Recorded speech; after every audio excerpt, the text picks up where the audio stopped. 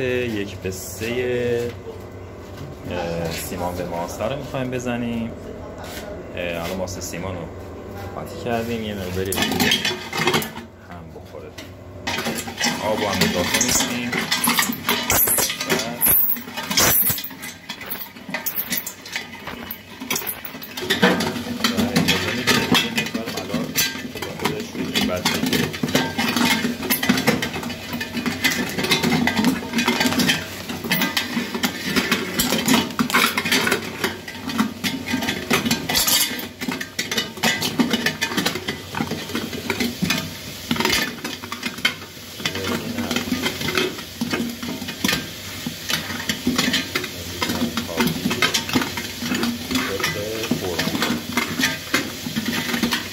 انتهای کار. اگه دیدی نیاز هست آب رو اضافه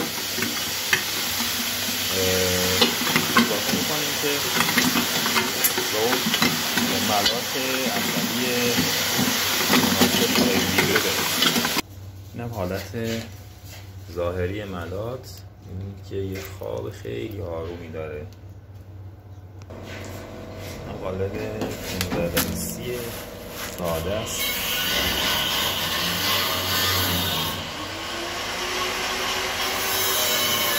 زمان ویبره بیشتر از 40 تا 50 ثانیه نباید باشه.